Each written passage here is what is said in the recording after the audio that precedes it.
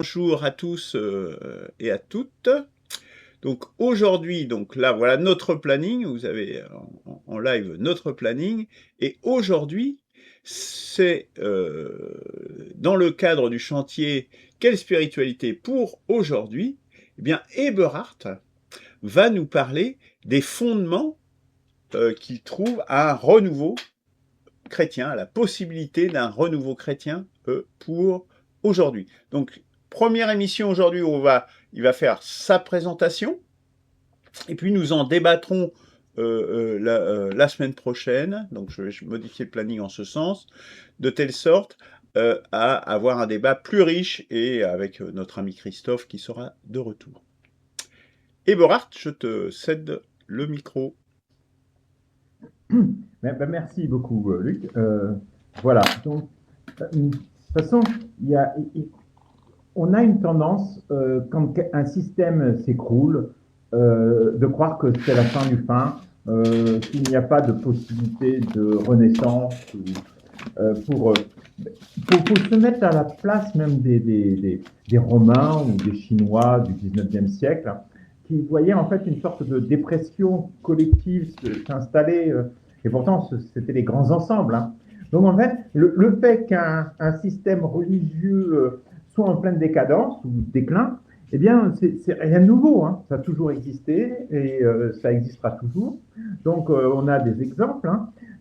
La seule chose, c'est que le christianisme, contrairement aux autres religions, voit se développer une sorte d'art religiosité due au système justement qu'elle a engendré. En fait, bon, la société chrétienne a été à l'origine d'un système profane qui a permis en fait l'émergence d'un système carrément à religieux, agnostique, athée pour certains et ainsi de suite. Donc c'est la seule différence avec les autres sociétés et les autres, disons, déclins religieux. Il y a alors beaucoup de religions qui ont totalement disparu. Et il y en a quelques-unes qui se renouvellent d'une manière un peu originale, parfois donc une réinterprétation aux conditions de vie actuelles. On pensera par exemple même le taoïsme ou le shintoïsme qui va être intégré même dans la pensée, par exemple, aujourd'hui réactualisé même au sein du communisme, alors que le communisme a été le pire ennemi du confucianisme. Voilà. L'islam, c'est un peu particulier parce qu'en fait, un renouveau après une stagnation très très longue, un renouveau un peu conquérant qui existe. Et pour le judaïsme, ben, c'est beaucoup plus radical, puisqu'après 2000 ans d'expulsion du peuple de la terre d'Israël, eh bien, il est revenu en force avec l'histoire courante que l'on sait depuis 1947. Voilà. Donc, on a aujourd'hui des sociétés occidentales qui sont, disons, en perte de vitesse du point de vue pratique de la religion, en perte de vitesse du point de vue de la spiritualité, mais ça ne veut pas dire que malgré ces situations-là, ça ne peut pas se renouveler. Donc c'est ça le thème aujourd'hui, mon thème aujourd'hui, et c'est mon cheval de bataille, je me dis chrétien, fervent chrétien, mais ça ne m'empêche pas, dans la plus pure tradition d'ailleurs chrétienne, de donner un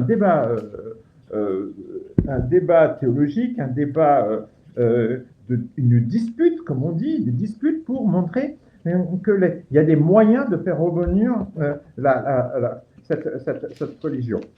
C'est en fait une sorte, et ça c'est, il faut bien comprendre que le christianisme a emprunté au judaïsme, a emprunté aussi à l'Égypte, en quelque sorte, puisqu'on a déjà Osiris, qui est un dieu qui était mort et qui a eu résurrection. Donc voilà. Donc le fait, ce qui est très fort dans le christianisme, c'est cette idée de résurrection. L'importance aussi donc des sacrements et enfin pour pouvoir renouveler en fait le rapport de la chair à l'esprit, il faut donc ces trois éléments qui sont résurrection, sacrement, création, pour arriver à nouveau à la paix. Shalom, la paix est avec toi, c'est pas seulement la paix entre les hommes, mais c'est aussi la paix avec la création. Donc, c'est ça le projet que je vous ai présenté. Et il va être en fait en 8 points. En 8 points, euh, avec d'abord, pour pouvoir faire renaître une religion, il faut avoir un message ramassé sur l'essentiel. Ça, c'est le premier. Ensuite, c'est la compassion, moteur de l'amour. Ça, c'est quelque chose de très, très spécifique au christianisme. Enfin, il y a un autre élément qui est des conditions chaotiques. Ça veut dire qu'un renouveau ne peut que venir lorsqu'il y a une grosse catastrophe, une grosse violence. Maintenant, il y a un autre point, je vous ai déjà dit, c'est rendre grâce à la création. C'est de rendre grâce, et il y a des raisons très importantes en ce XXIe siècle, c'est rendre grâce à ce que Dieu nous a offert, c'est-à-dire notre planète, nous y compris. C'est-à-dire de ne pas séparer les hommes de la nature, comme on a tendance à faire. Ensuite, c'est pour des raisons justement d'être dans la suite du Christ, c'est par le paysan qu'il y aura un nouveau. Le paysan lui-même est réceptacle et dispensateur de l'Esprit Saint. Voilà. C'est pour créer en fait un choc symbolique important. Il faut évidemment, s'il n'y avait plus du tout d'esprit chrétien, s'il n'y avait plus du tout de société même crypto-chrétienne, hein, puisque l'humanisme est un concept chrétien, eh bien, il faut quand même un certain substrat religieux latent. Il n'y aura plus du tout de valeurs chrétiennes, il n'y aura plus d'église, il n'y aura plus de ces respects mutuels entre les êtres humains, qui était quand même une sorte de progrès vu du christianisme. Eh bien, on ne pourrait pas faire un renouveau. Et enfin, il faut que le verbe, comme, c'est pas enfin, c'est encore un autre élément, on n'en est qu'au 7e, le verbe comme moteur premier. C'est-à-dire qu'il faut qu'un verbe avec un grand V, eh bien, il touche les cœurs. Et enfin, cette fois-ci, c'est la dernière, c'est l'essentiel juvénile beauté féminine. Ça, c'est à nouveau quelque chose qui est très spécifique au christianisme. C'est le lien entre le verbe, qui est plutôt masculin, et l'énergie charnelle, donc le verbe plutôt esprit, et l'énergie charnelle féminine qui joue un rôle en société. Voilà, là j'ai fait la synthèse très rapide. Et d'abord, quelles sont les troupes avec lesquelles on peut faire un renouveau chrétien? Ça ne sera pas les 90% des chrétiens qui sont dans les églises, ils sont incapables de renouveau, parce qu'en fait, c'est comme dans toutes les religions, ce sont en fait des suiveurs. Ce sont des gens qui font bien sagement leur dévotion, hein, et bien sûr, ils voient qu'il y a bien quelques éléments qui sortent du lot, mais c'est plus le genre de personnes qui ont une idée de suivre un dogme, de suivre une tradition, de suivre. D'abord, c'est aussi une religion sociale, on se rencontre, on est des amis, même des fois c'est de très loin, mais on est heureux de se retrouver au sein de l'église, pendant la messe, et ainsi de suite. Donc, ça, c'est vraiment quelque chose d'important. Ça veut dire qu'on n'arrive pas, quand la situation est dramatique, avec des gens qui sont suiveurs, qui sont très conformistes, en fait. Et le chrétien est très conformiste. Hein. On lui dit d'appliquer la loi, il le fait, il l'a fait à merveille. Il a pu permettre à faire différentes choses. Il a eu l'autorisation au XIIIe siècle de pouvoir développer ses recherches, sa technique, ses progrès, et ainsi de suite. Le commerce, on l'a autorisé, et évidemment le système financier. Donc tout ça, c'est l'origine donc du christianisme. Et donc ce chrétien-là a cette façon de rester dans un système, et très sagement, il l'a bien développé, il a été dans le monde entier, il a exporté, il a colonisé le monde entier, avec l'accord, au moins tacite, même si un système profane a pris une autonomie, et par ce système profane, eh ben, c'est détruit en fait cette profonde religiosité, cette profonde mystique, cette spiritualité intense, eh bien, tout simplement parce que ça marche. Et quand on est dans un système de confort, bon, on ne va pas bouger. Même chez les Romains, les 1er, 2e, 3e siècle, eh bien, tout fonctionnait bien. On exploitait le monde entier, on ramenait toutes les richesses à Rome, tout allait bien. Donc, le conformisme, c'est dans toutes les sociétés, et ça l'est aussi. Et ça ne sera pas sur ce terreau-là que l'on peut créer, en fait, un renouveau chrétien. Il faut aller chercher dans cette poignée, je dirais, allez, quelques centaines, peut-être des milliers, qui ont cette fibre mystique. Parce qu'il faut passer par la mystique. La théologie n'est pas d'un secours lorsque un système est en crise. Il faut ressentir la douleur. Et on le verra tout à l'heure aussi. Voilà. Donc, la première point important, c'est comme dans toute religion, il faut un symbole fort. Il faut un message ramassé sur l'essentiel. C'est le premier point. C'est même Akhenaton, c'est le soleil. Le soleil, le soleil. Donc, il faut un symbole fort. Et dans toute religion qui se respecte, elle va carrément avoir une sorte de credo qui se ramasse à très peu de mots, à très peu de phrases, pour pouvoir réunir tout le monde, et il faut que ça soit accessible à tous. Voilà. Donc c'est fini les grandes, aujourd'hui, pour ce qui concerne le 21e siècle, fini les grandes thèses théologiques ou les encycliques interminables de tous les papes qu'on a pu connaître depuis un siècle, les batailles pour une virgule mal placée. Le Christ n'a jamais fait de grands discours. Il a toujours été à l'écoute des misères et a offert une voie accessible à tous. Oui, le Christ, c'est très important. C'est qu'il parlait en parabole, c'était pour pouvoir toucher les cœurs de tous. Donc, le Vatican, il est complètement hors la plaque quand il essaye de faire croire qu'il maintient la boutique. Oui, il maintient la boutique peut-être, mais il maintient la boutique en déclin. Donc, le Christ, voilà, c'est ça. Donc, son annonciateur, Jean, faisait de même. Il drainait des foules en reprenant, en faisant des admonestations, repentez-vous, repentez-vous. Et plus qu'une compréhension rationnelle, c'était un sentiment diffus qui poussait irrésistiblement à se faire baptiser les Juifs à l'époque, et Jean était venu pour purifier les péchés par l'eau vive. L'eau vive, où là on ne sait pas trop si c'est l'eau spirituelle ou l'eau, c'est les deux. En fait, c'est à la fois l'enracinement dans le ciel, quelque chose de cet esprit saint, et cette eau concrète qui fait vivre, ce principe circulant. Voilà. Ça, c'est Jean en super homme marketing qui a compris l'important d'être accessible à tous. Et ces gens se sentaient, les gens qui venaient se faire baptiser, ils se sentaient, parce qu'il y a une sorte de culpabilité, je dirais, collective, plus, devant Yahvé, pour la colonisation romaine. Parce que c'était vécu comme étant le peuple choisi, eh bien, se trouve à défaut, et c'était depuis des siècles, puisqu'en fait, bon, avec un petit intermède, mais d'abord les Grecs, ensuite les Maccabées, ça c'était des Juifs, les rois Maccabées, et ensuite à nouveau les Romains. Donc il y avait une désespérance, donc un problème de pouvoir exercer une religion pure, parce qu'à l'époque, le judaïsme ne voulait pas faire de syncrétisme, et il n'y en avait qu'un seul Dieu. Voilà. Donc, attends, parce que je vois que Franck veut parler, alors j'imagine qu'il a une bonne raison. Non, c'était simplement une petite précision. Bérard, quand tu parles de Jean, tu parles bien de Jean le Baptiste. Oui, Jean-Baptiste, oui, effectivement. Jean-Baptiste.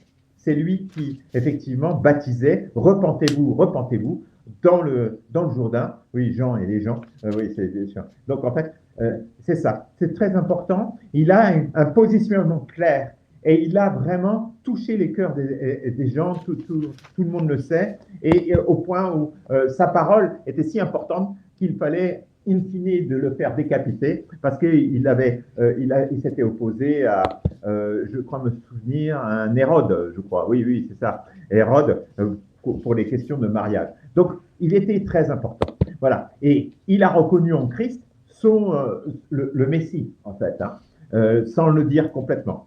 Voilà. Donc, mais le Christ, glorieux, envoyé à annoncer le simple message d'amour, de vie et de paix. Voilà, c'est tout. Donc, message ramassé, ce que sait plus faire l'Église aujourd'hui. Ensuite, l'autre point très important, mais qui était déjà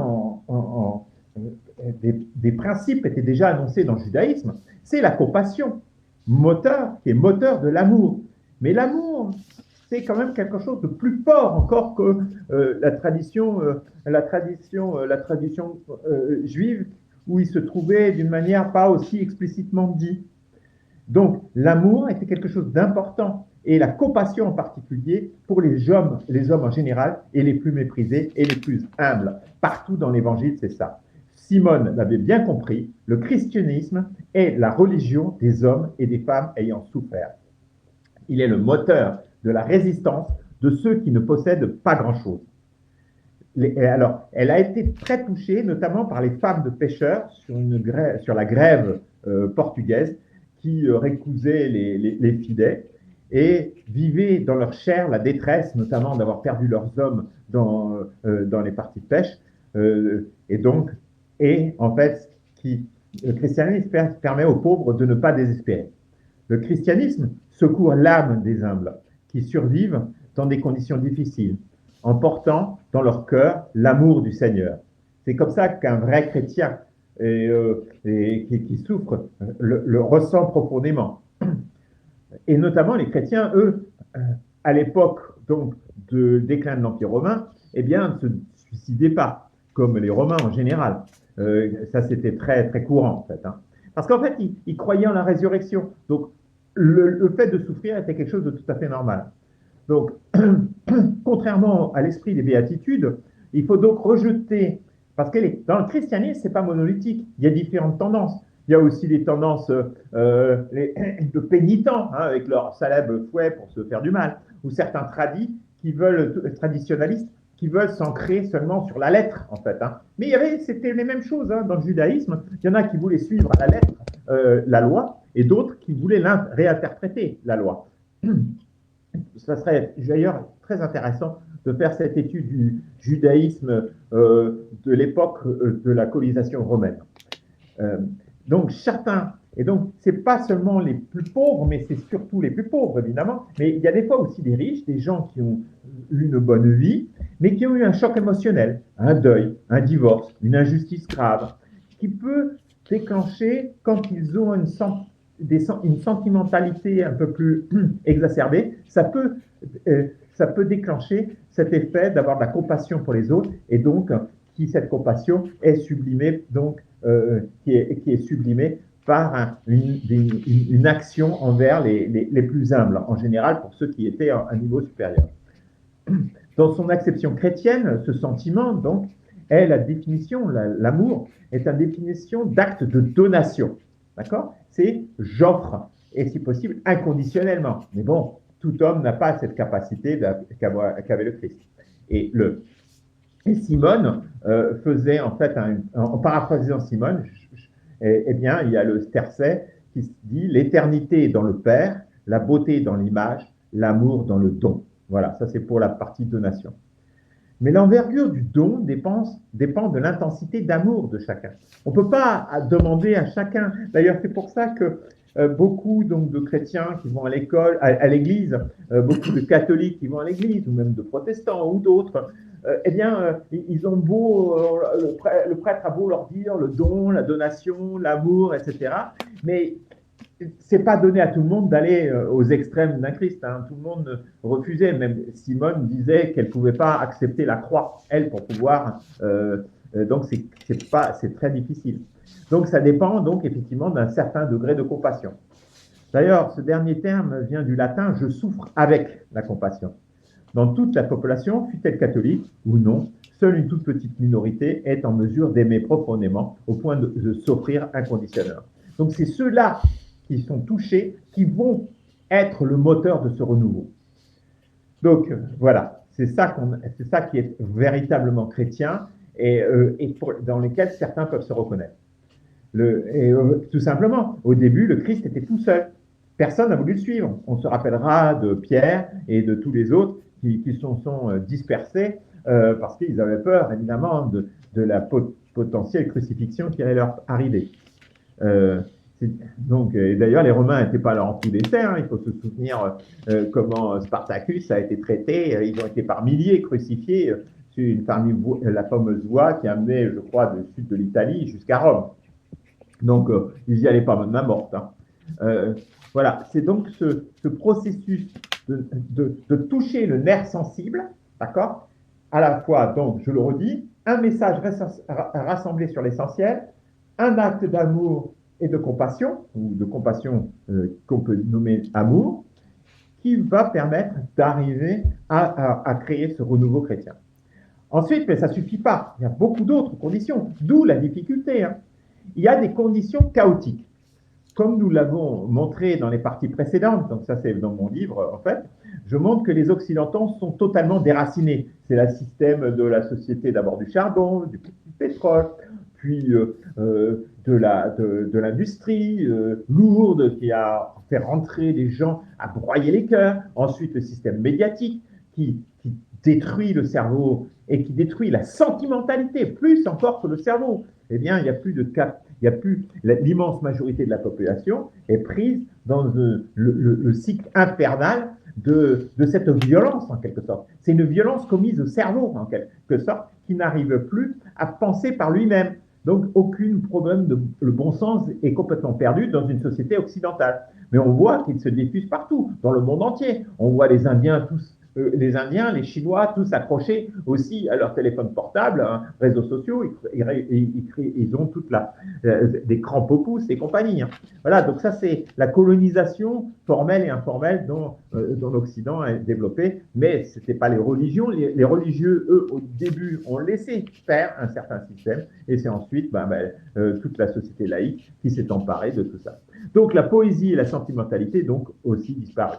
Et manipulés qui sont par les pouvoirs politiques, la situation ne peut que déboucher sur des violences généralisées. Encore aujourd'hui, je vois beaucoup de gens qui ne comprennent pas comment les violences sont générées, aussi bien guerrières ou sociales. Ils sont perdus parce qu'ils sont tellement habitués à ne plus penser par eux-mêmes, à observer autour d'eux les significations de certains actes, et pourtant il y en a beaucoup. Voilà. Mais donc, on va arriver à une sorte de guerre. Certains veulent faire la guerre à la Russie, d'autres veulent laisser faire des guerres civiles. Et à un moment donné, comme les pays ne sont plus autonomes du point de vue alimentaire, il y aura aussi des phénomènes de famine. Donc voilà. Non. Mais par contre, c'est le fait que la chair va souffrir chez ces chrétiens ou crypto-chrétiens, qu'il y aura des moments où ces hommes vont accepter de changer d'esprit, d'état d'esprit. La nécessité faisant loi. Ça veut dire que quand tu souffres, d'un seul coup, tu acceptes de penser différemment. Et là, on peut toujours... il y aura peut-être une grande majorité encore qui vont se laisser entraîner et accepter de mourir en suicide collectif, comme les Lémuriens. Mais il y aura ce petit reste qui voudra se batailler et montrer une nouvelle voie. Et c'est ce qui est arrivé déjà au christianisme. Au moment de la chute de l'Empire romain, quand les Germains sont arrivés, eh bien, c'est ce petit reste de chrétiens qui ont réussi, en quelque sorte, à assimiler les Germains eux-mêmes. Hein. On pensera à Clovis, mais tous les autres aussi. Hein. Voilà. Donc ça, c'est des groupes de gens visionnaires qui peuvent arriver à refaire quelque chose dans un système complètement pourri. Ensuite, parmi la pourriture, et qui participe aussi à la misère, c'est justement le fait qu'on a détruit en fait la nature, qu'on a détruit la création. Donc, la seule manière de prendre conscience qu'il y a une force supérieure à nous, qu'on appelle Dieu en quelque sorte, dont on ne sait pas les origines, la matière, la lumière, les origines, la vraie, qui a donné ces impulsions, personne ne peut vraiment le déterminer, donc on le met sous un concept de Dieu. Donc c'est ça qui nous a été offert, et c'est ça, au moins en tant que paysan que je suis depuis un peu plus de 20 ans, je me rends compte que l'homme l'a saccagé à travers l'industrie, dont j'ai fait partie d'ailleurs, hein. Eh bien elle est pourtant belle, ou même elle peut être embellie par l'homme, dans les restes où l'industrie ne s'est pas immiscée. Donc, il faut penser aux multiples paysages champêtres, peuplés de troupeaux paissants, et la faim de pain spirituel. Parce qu'il y a deux types de pain. Il y a le pain spirituel et le pain charnel. Et il faut d'abord, pour l'homme, d'avoir en fait le pain spirituel, c'est-à-dire d'avoir la foi en des valeurs qui le dépassent et une réunion avec d'autres êtres humains qui ont le même projet, qui vont permettre d'obtenir le pain naturel, le pain terrestre, pour travailler ensemble, parce qu'on n'est pas des individus, quoi qu'on nous a essayé de faire entrer. Et il ne faut pas oublier que la société chrétienne, c'est la société la plus anthropocentrée, la société occidentale est la plus anthropocentrée, la plus individualiste. Il y a des interprétations des paroles du Christ qui ont amené les théologiens à rendre des gens très individualistes. malgré le contre-coup. Mais dès qu'on a lancé l'argent fou, l'argent même à partir du XIIIe siècle, le prêt avec intérêt, eh ben, l'individualisme a pris le dessus sur un esprit collectif. Donc voilà. Donc, et c'est ça qui est intéressant, c'est qu'en fait, l'agriculteur, c'est celui qui est en fait dans un esprit le plus collectif qui soit, avec les moyens les plus simples qui soient. Entendu, bien sûr, ne parlant pas des agro-industriels, c'est-à-dire les agriculteurs qui sont complètement pris dans la nasse, ou alors moyennant prix, hein, ça va de 10% pris dans l'industrie à 90%, hein, c'est jamais 0 et 100. Donc moi-même, je suis à moins de 10%, mais néanmoins, j'arrive à obtenir une certaine autonomie tout en vivant avec les autres. Voilà. Et donner une dimension spirituelle à la nature productive, à la nature productive, donc celle qui nous nourrit, c'est-à-dire à l'agriculture paysanne, est le passage obligé pour donner du travail aux pauvres. Ça, c'est important. Ça veut dire qu'on est là vraiment dans cet esprit chrétien. L'objectif est de nourrir à bon compte avec des aliments de qualité. C'est pour cela que Rousseau estimait que le métier de paysan était le plus noble de tous, et donc, bien sûr, sous l'œil chrétien. Sa valorisation est la seule vraie révolution chrétienne aujourd'hui, puisqu'il est méprisé depuis la nuit des temps, et que c'est justement, au lieu de faire de nouveaux esclaves, eh bien, en le valorisant, ça, qu'on arrivera à créer ce renouveau chrétien. Étant nécessairement mal rémunéré, il est à considérer comme une donation à la création, hein, ce métier.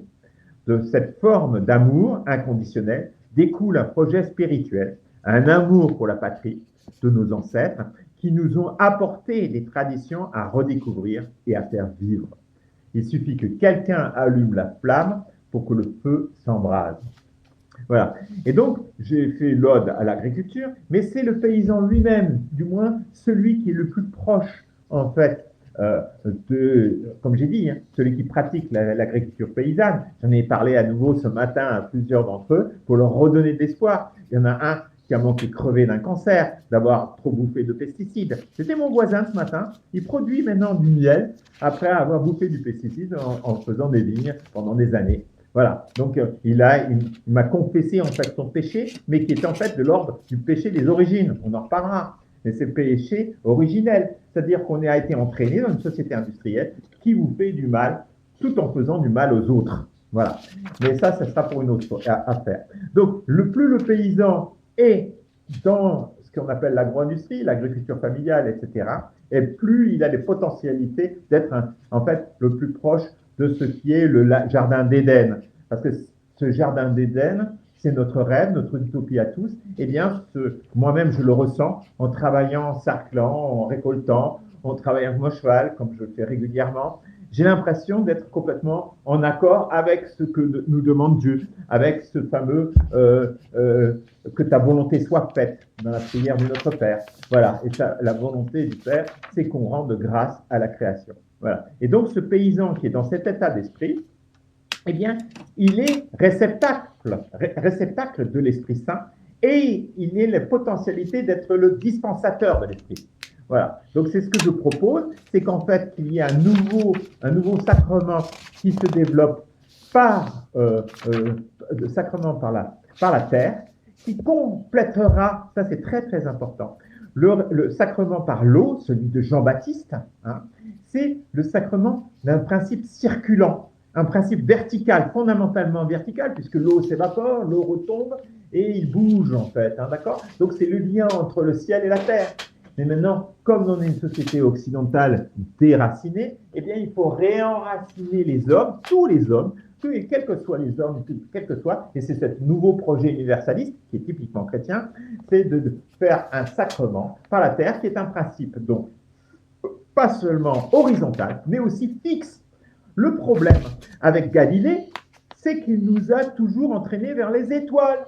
Copernic aussi. Donc on est toujours en train de regarder tout notre Occident et le monde entier. Hein. Maintenant les Chinois envoient des fusées encore plus performantes. Il y a Elon Musk aussi. On regarde toujours vers le ciel, encore vers le ciel. Et on ne se pose même plus la question sur quoi on marche. Donc voilà, et que c'est un principe fixe. Et donc, quand Galilée dit « et pourtant elle tourne », oui, d'accord, la Terre tourne du Soleil du point de vue physique, mais du point de vue spirituel, la Terre est immobile pour l'homme, c'est-à-dire qu'elle est fixe, elle est là et il faut l'aimer. C'est là où on se trouve pour arriver enfin à reconstruire un vrai projet universaliste et aimer dans son sens chrétien. Voilà. Donc, même mes petits cathos, ils comprennent pas trop bien, ils essayent de passer à côté du message, mais un jour ou l'autre, ça viendra.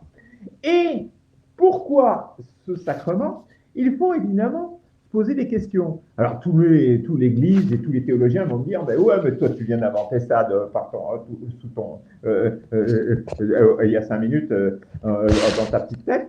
Et non, ce même sacrement a été exposé, a été appliqué lui-même par le Christ dans le chapitre 9 de Jean. Que fait le Christ pour redonner la vue à l'aveugle? Il crache par terre et avec de la terre, il forme de la boue et il l'applique sur l'aveugle qui retrouve la vue. Et c'est ce que j'ai dit à l'archevêque d'Albi. J'ai dit, je suis venu pour vous rendre la vue. Voilà. Donc, j'ai toutes les références, même lettrées. Et d'ailleurs, ce qui est très intéressant, depuis 2000 ans, aucun théologien n'a réellement travaillé et compris ce chapitre 9 de Jean. Ensuite, comme je disais tout à l'heure, il faut un substrat religieux latent. Si on n'a pas encore ces esprits, et déjà rien que le fait de penser en humanisme, c'est un substrat religieux latent. Donc on arrive, lorsque on est dans cet esprit, de comprendre qu'on est collectif et qu'on essaye de vivre ensemble. Et c'est donc à l'Église elle-même qui est devenue institution au-dessus des chrétiens, de redescendre en bas et de redonner une fraction de son pouvoir à l'esprit laïque et de créer par exemple ce diaconat d'agriculteurs qui permet et donc ce serait le renouveau du christianisme ne viendrait pas de l'Église mais de la base. Voilà, c'est ça, tout en refusant pas l'Église avec toutes ses traditions. Donc c'est ça qui est intéressant. Enfin, je vais arriver à un autre point qui est important, le Verbe comme moteur premier. Dieu, par l'entremise de son agent, un ange ou un prophète, offre aux hommes le Verbe qui sauve. Et donc ça, c'est dans la plus pure tradition juive. Hein. Parce que le peuple souffrant est pécheur dans son ensemble. Les prophètes viennent lui annoncer la vérité avec un grand V. À cause de l'usine à gaz dont elle a accouché, l'Église, sacrement, hein, comme elle est, en fait, elle est décodante, elle se croit sacrement, mais en fait, je pourrais faire une autre étude sur les sacrements, et je l'ai fait d'ailleurs dans mon livre, elle est décadente, elle ne suit plus. Elle est présomptueuse au point de croire qu'elle a compris la totalité du message christique. Donc, il faut qu'elle apprenne encore beaucoup de choses. Elle ne s'est pas terminée, là. La vie continue. La preuve, c'est qu'en fait, la religion n'a plus d'influence sur la vie sociale, ou très peu. Elle a beau tenter de rafistoler l'édifice par une pléthore d'arguments théologiques, on ne peut plus que constater son essoufflement. Cette situation n'est pas inédite. Yahvé s'était déjà détourné plusieurs fois du judaïsme décadent. De manière parallèle, l'Esprit de Dieu, l'Esprit Saint, s'est détourné de l'Église, institution qu'il a instituée au départ pourtant. Et oui, les hommes ne sont que des hommes. Si elle reste nue que raide, cette Église, institution, elle se condamne elle-même et sera détruite. Voilà. Elle peut y remédier à la condition d'un retour à l'humilité et à l'esprit des catacombes, hein, de ces chrétiens persécutés.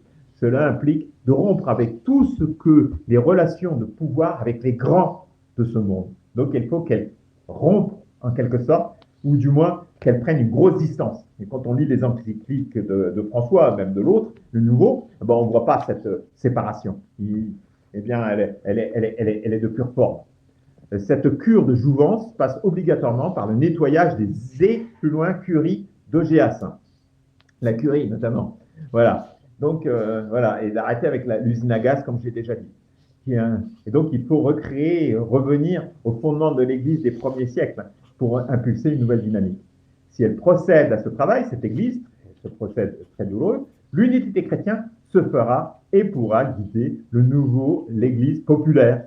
tout en ne se séparant pas de l'Église, mais il faut qu'elle revienne plus bas.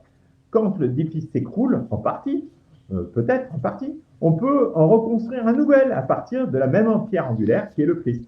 Et enfin, ça c'est la dernière chose, et il ne reste plus que quelques minutes, du prophète apportant le Verbe. Donc c'est bien le point. En fait, c'est vraiment cette dialectique entre l'homme et la femme. Hein. L'homme plutôt le Verbe, avec des particularités quand même. L'immense majorité se détourne et sacrifie le messager. Ça, c'est classique. Le prophète, il est d'abord honni, voire pire. Et certaines figures en font partie.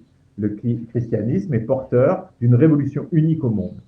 Eh bien, ça, c'est quelque chose de particulier. C'est qu'en fait, la femme offre sa chair et son âme au Verbe.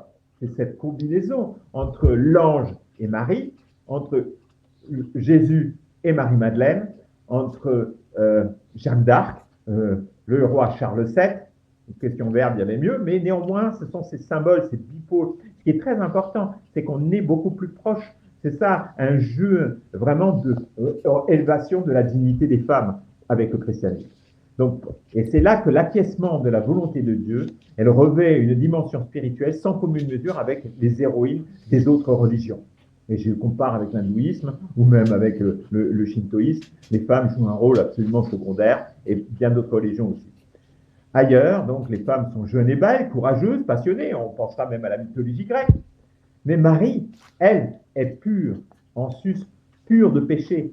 Elle a la foi pour la plus grande gloire du Seigneur. Elle est l'archétype de toutes celles qui ont suivi ses pas. Contrairement à la foi intellectuelle des hommes, justement, on est le Verbe, mais en fait les théologiens qui suivent eux, eh bien, elle porte sa foi dans sa chair. Bien que moins pure, les suivantes, Marie-Madeleine, Blandine, Jeanne d'Arc et autres martyrs, sont célébrées par toute l'Église corps du Christ. Vous comprenez, hein? C'est l'Église des chrétiens, ceux qui y croient de manière avec ferveur. C'est-à-dire que le peuple des chrétiens. Voilà, c'est le vrai peuple des chrétiens.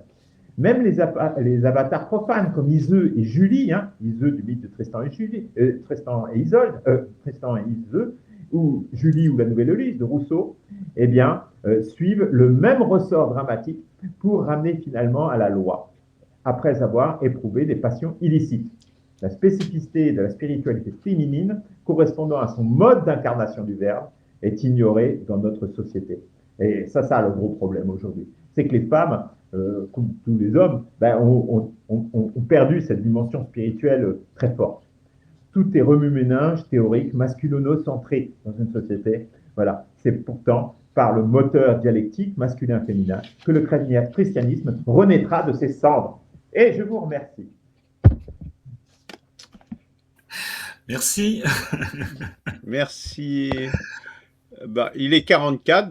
Ouais. En plus, Franck doit nous quitter. Donc voilà, Ouais. je pense que nous en resterons là pour aujourd'hui. Et puis nous en débattrons la semaine prochaine.